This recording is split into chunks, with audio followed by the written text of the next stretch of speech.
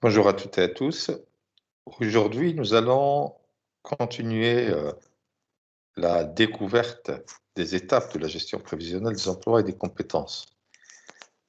Nous avons jusqu'à aujourd'hui examiné la méthode avec laquelle on pouvait élaborer le référentiel des emplois et des compétences, qui constitue le socle de la GPEC. Puis, nous avons vu ensemble la manière avec laquelle on pouvait analyser la situation actuelle d'une entreprise, à savoir l'analyse de la répartition de ses effectifs et l'analyse de ses caractéristiques démographiques. Aujourd'hui, nous allons entamer l'étape de l'analyse prévisionnelle des besoins. C'est cette étape qui nous permet de nous engager dans le premier travail réellement prévisionnel dans le cadre de la GPEC. C'est à travers cette étape que nous pouvons répondre à la question essentielle qui est celle de avec qui et avec combien devrons-nous travailler à horizon T plus 3 ou plus 5.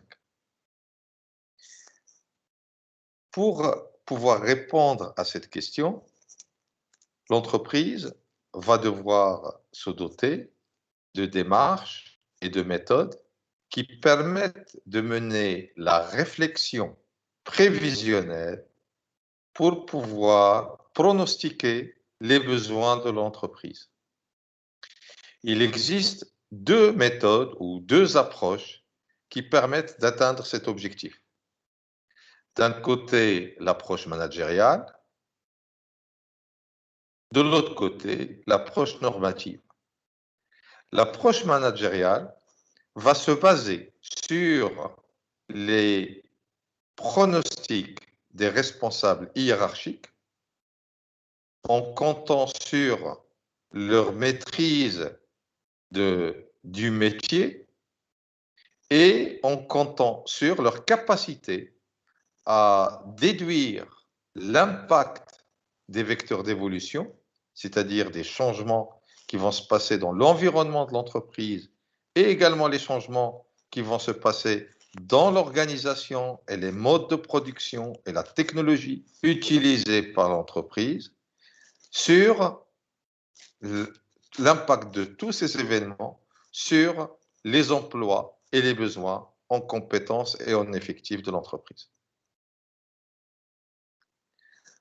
L'autre approche est une approche normative qui, elle, va se baser sur des standards de productivité et de rendement qui permettront de dimensionner les besoins de l'entreprise, donc de définir les besoins en effectif en conséquence. Ces deux approches, l'approche managériale et l'approche normative, ne sont pas exclusives. C'est-à-dire, on ne va pas utiliser soit l'une, soit l'autre. Le plus souvent, ce sont deux approches qui sont complémentaires. L'une va compléter l'autre. Si on n'utilise que l'approche managériale, on risque d'être subjectif.